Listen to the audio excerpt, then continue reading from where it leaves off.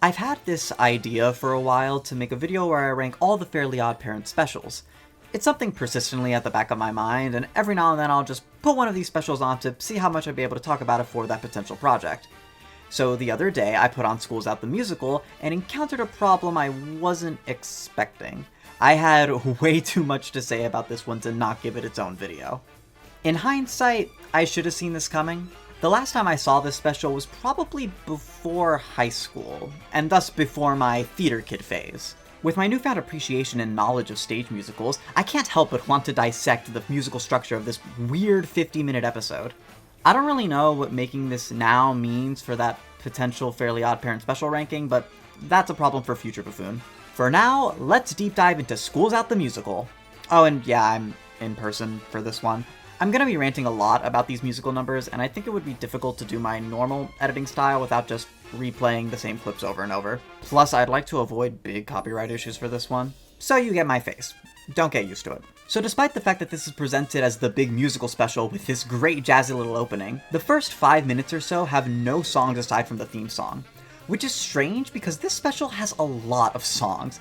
A solid 11 distinct numbers packed into less than 50 minutes. That's more than 2 songs every 10 minutes, and yet they hold back on the first one for a bit.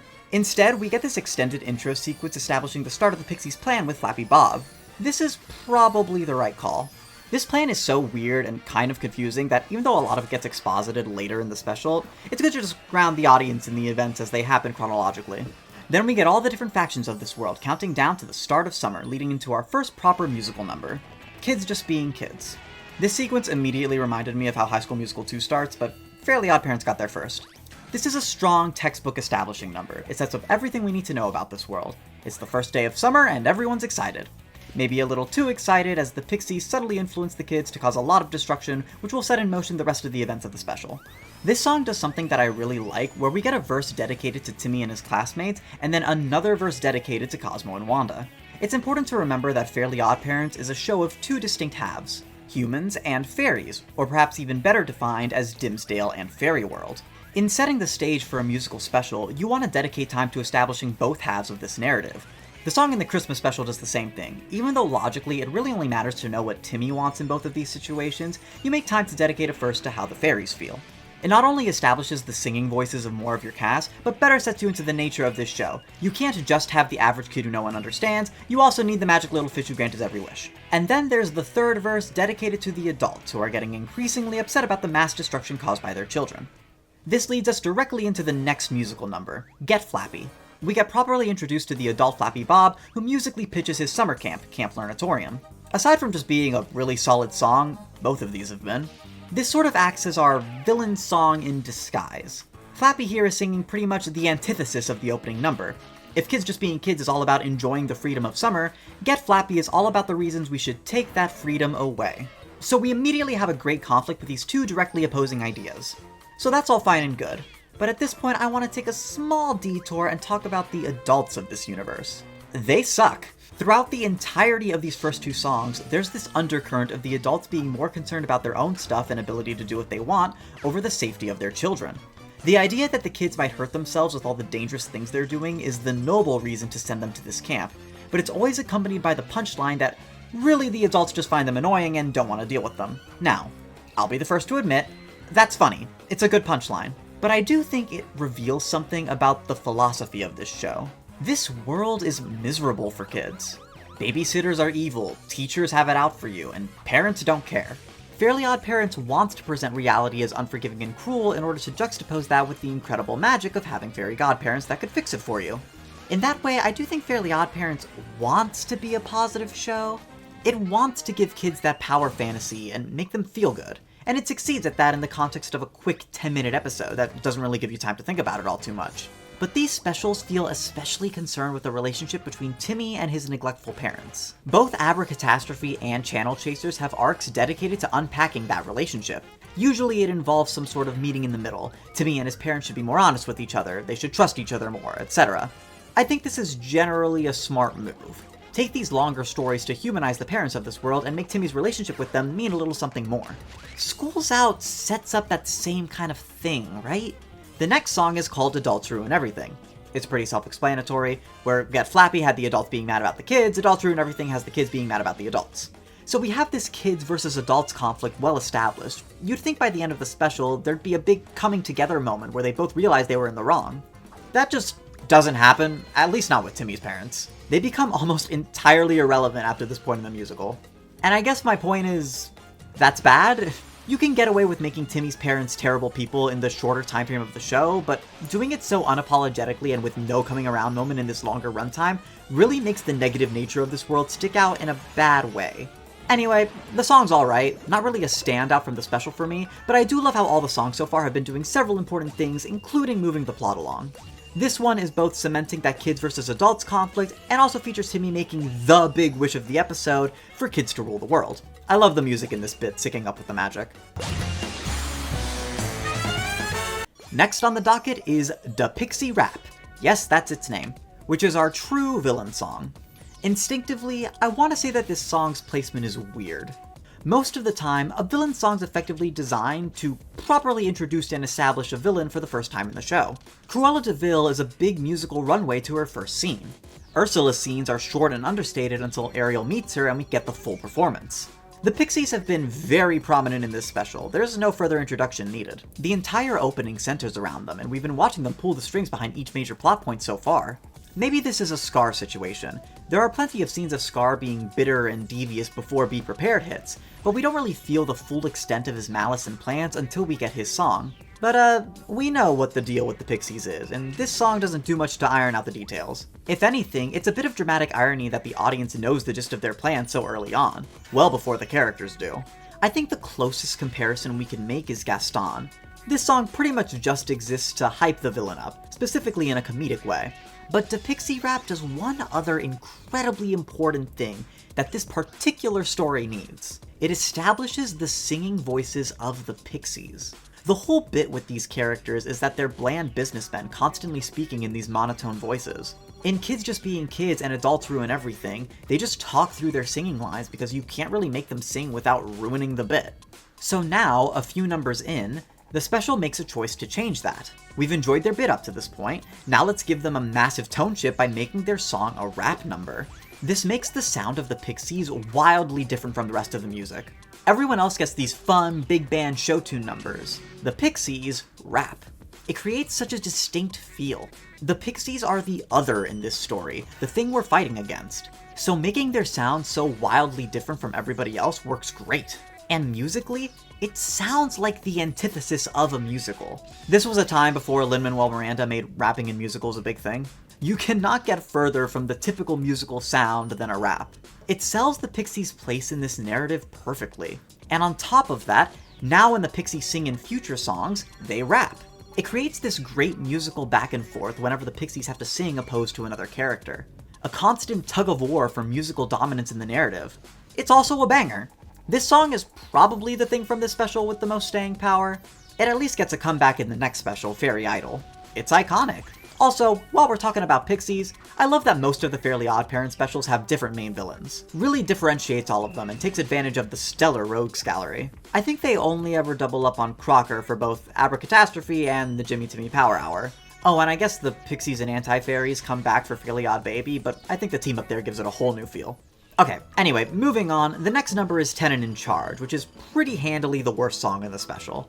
It's the only one that doesn't have a strong hook in its chorus, so it ends up being way less memorable. On top of that, this is where Timmy's singing voice is at its roughest. No shade to Tara Strong, the ability to sing in this character voice is a miracle, but in a lot of this song, and towards the end of Adults Ruin Everything, the squeaky vocals really strain. It sounds fine for the rest of the special, but it's rough here. This song mostly exists to show Timmy enjoying his wish for a bit. The basic structure of any Fairly OddParents special is Timmy gets upset about something, he makes a wish to counteract that, he enjoys the wish for a bit, it goes horribly wrong, and he finds some clever way to fix things. So this song puts that middle part of the structure to music. It's fun enough. We get a 2D cameo, which is great, love my girl Deep 2, and we get the first instance of the Pixies reusing their rap vocals as they bring the situation on Earth to Jorgen's attention. Good to keep the plot moving through even the least important musical numbers, gives the story a strong sense of continuing momentum. There's even a pretty quick line here where Timmy tells Chester to destroy the Learnatorium, which ends up being a really important decision that comes up later. Next is Pull Back the Fairies, the Jorgen von Strangle song. With this we get a bit of a pattern here where each song will now bounce between Fairy World and Dimsdale. Looking back, you can argue this actually started with Adults Ruin Everything and a Pixie Rap, a human-focused song, a magic-focused song, so on and so forth. Keep checking in on both sides of the narrative, bounce between the two locales to keep things visually interesting. It works very well. Jorgen's song, to me, reflects an idea that's more specific to musical episodes of pre-existing TV series than to proper stage musicals. I feel like when shows do musical episodes, they construct opportunities to have more of the extended cast sing. This is probably the only time they ever intend to have anybody singing. You gotta take advantage and make sure all the major characters get a song. It's just more fun that way. So Pull Back the Fairies feels less like a necessary component of this story's musical structure, and more of an excuse to get Jorgen singing. Kind of like the Pixie Rap, this song takes on a wildly different genre than anything else in the special, though it is a bit less jarring to hear a polka coming out of the thick European accent of Jorgen. More importantly, this song is such an earworm. I have randomly found myself singing this song on and off for the 15 plus years that I've known it. There's something so infectious about that final bit of it. And of course, it does cover the plot point of Jorgen calling back all the fairies. Could you have guessed from the song title? It's something that could have easily been covered by a line or two of dialogue, but isn't it always more fun to put it to song? Plus it gives us a brief Mama Cosma and Juandissimo cameo. And now we get to what is easily the best song in the show. We're a little over halfway through the runtime, it's time for the showstopper. The end of Act 1 curtain drop, the defying gravity, the one day more. Everything the musical's been building up to this point comes to a head here. There's actually a pretty lengthy scene between this and the last song where Flappy Bob confronts Timmy about the destroyed Learnatorium. Initially, we're still in the mentality of kids versus adults here. That's the main conflict after all. So this is positioned as Timmy versus Flappy. But as the scene goes on, it becomes clear that that conflict is a fabrication by the Pixies. They're pitting these two groups against each other by making them believe they have a conflict of interest. But it was never really about kids versus adults. In this moment, it becomes clear what the conflict of this episode really is.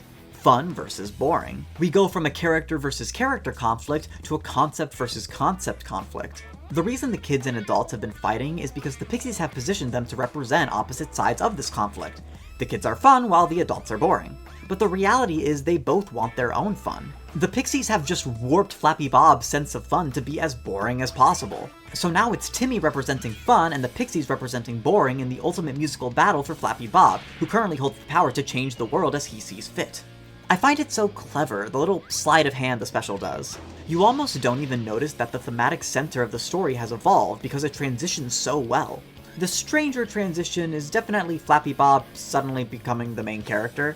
If I had to guess why School's Out is comparatively less beloved than some other Fairly OddParents specials, it's probably Flappy Bob suddenly becoming the protagonist. That and, it being a musical, which is probably off-putting to some lame people. But I think it still works well because with the way it's set up, it's still Timmy directly against the Pixies. He is still a main driving force at every point of the narrative, even if Flappy Bob is now the one who makes every important decision. But anyway, the actual song is Where's the Fun? This is perfect. Timmy singing in the usual show tune stylings against the Pixies who are rapping. Two factions fighting for control of the narrative. And next to Timmy singing, you feel the rap sound more monotone. Like, you'd think rap would be a weird way to represent the boring faction since rap is anything but, yet the juxtaposition fits so well. The rap lines are more straightforward, disconnected, meaner, going by so fast you can't really process it. It doesn't sound as fun as Timmy's singing. But it's not annoying or a complete bore to listen to because that would suck in a musical. Looking at Fidelity Fiduciary Bank from Mary Poppins. They struck such a fantastic balance here that works perfectly. The song ends with Flappy ultimately siding with the Pixies, leaving the world to be fundamentally changed for the worse. A perfect shift for the end of Act 1. Note that when I say Act 1, I mean stage musical Act 1, not movie Act 1, a very different thing. So, now that Act 1's done, we should cut to commercial and come back with essentially our re-establishing number to set us into the new status quo, right? Well, apparently no. That song does exist, but first we get this love song between Cosmo and Wanda, Floating With You. This song is probably my least favorite in the context of the musical structure. It's incredibly slow-paced, it's a love song in a story that hasn't been about this romantic relationship at all, it doesn't progress the plot in any meaningful way, it's wedged between the showstopper and the re-establishing number, and it's kinda bad. It's not terrible, none of the songs are, but for a love song, a lot of the lyrics are focused on Cosmo over Wanda, which is weird. Plus, this is a go-to example of the Flanderization of Cosmo and Wanda's characters. All the Cosmo lyrics are about how he's an idiot, and all the Wanda lyrics are about how she's a nag. Look, it gets sweet by the end. I genuinely like the last verse. I'm glad some kind of Cosmo and Wanda love song exists in the Fairly OddParents canon. It's nice to see these two being genuinely affectionate towards one another. But its lows are way lower than its highs are high. As far as its place in the musical goes, I get why this song's in here. Cosmo and Wanda are main characters who should have a song on their own, and including a love song sorta plays into musical tropes, which musical specials like to do. Plus, we need a little extra screen time after Flappy Bob's wish from the last number to establish the pixification of Fairy World. But overall, this one's a pretty big miss to me. At the very least, I do like the scenes after it. They play the whole existence of the song up for comedy, which works well in this context. I don't think they ever really explain why Cosmo and Wanda were in prison, but distracting Jorgen with the song is how they escape, and then Cosmo basically sacrifices himself to help Wanda escape Fairy World before the Pixie takeover. That's a really cool moment of Cosmo caring about his wife without his intelligence getting in the way. And I love this fun bit where Wanda can't help but yell "wee" while sliding down the Rainbow Bridge. It's rare that she gets a solid moment of whimsy in later episodes like this. This one interaction feels like a brief glimpse back into their early characterization, and I do like it for that. Plus, this setup now means that Wanda and Timmy have to finish out this story on their own, which creates a nice little parallel to Abracatastrophe, where Wanda got kidnapped and it was Timmy and Cosmo on their own for a while. And in terms of adding to this story, Cosmo getting pixified adds some great stakes. We're not just out to save a mass of nameless fairies, we've got to save Cosmo. So, now that Act 1's done, we cut to commercial and come back with essentially our re-establishing number to set us into the new status quo. That number is Unfundamentals. This might be my favorite song in the special. Unlike half the other numbers, I had no memory of it going into this, but it's such a fun and fast-paced piece with really great lines and rhyme schemes. These are the Unfundamentals for us fairy godparentals who are now devoid of whimsy and of mirth. We're certifiably demental cause these Unfundamentals make me fairy about as fun as giving birth. I'll bet it's even worse down there on Earth. It takes some serious skill to center a song around a 5-syllable long fake word. I also love this line right before that borrows a rhyme from the theme song. There's no more granting wishes, you can't turn into fishes. Eyes match little fish, you grant his every wish. This is also the first song since the opening that has featured verses centering around both Fairy World and Dimsdale, and I'm a sucker for a good ensemble number. We also get a glimpse of Timmy's parents before they're completely discarded again. I also really love this slower middle bit with Flappy as he reflects on his choices. It's just a really great song. It definitely doesn't have the staying power of the more prominent numbers, but this one was a smash hit for me. But if you've been keeping track, you'll know we're at the tail end of this thing now. Unfundamentals was the 9th song in this 11-song special. And these last two do the fun musical thing of building off what came before. So now we're done with wholly original tracks. Next is the Reprise remix, which is appropriately named as it merges together 5 different tracks. We start with Where's the Fun seamlessly transitioning into Kids Just Being Kids. Basically the 2 big numbers of the musical getting reprised here. But they keep going with a Pixie Rap interlude followed by a brief segment of Tenon in Charge that is pretty understated, and it's immediately followed by Adults Ruin Everything. During this last bit, we get what I think is supposed to be the lesson learned from Timmy and Flappy. They're like, yeah, I thought you guys were ruining everything, but really it was just the Pixies. I think this is a wild takeaway from this whole thing. Like, there truly is no lesson to be learned, no grander message to be taken away. Everyone was being manipulated by these assholes. They are the problem, and defeating them is all that needs to happen. Like, I'm honestly down for it. It just feels weird because, again, the beginning really felt like it was setting up for some reconciliation between the kids and adults of Dimsdale, particularly Timmy and his parents. But, nope.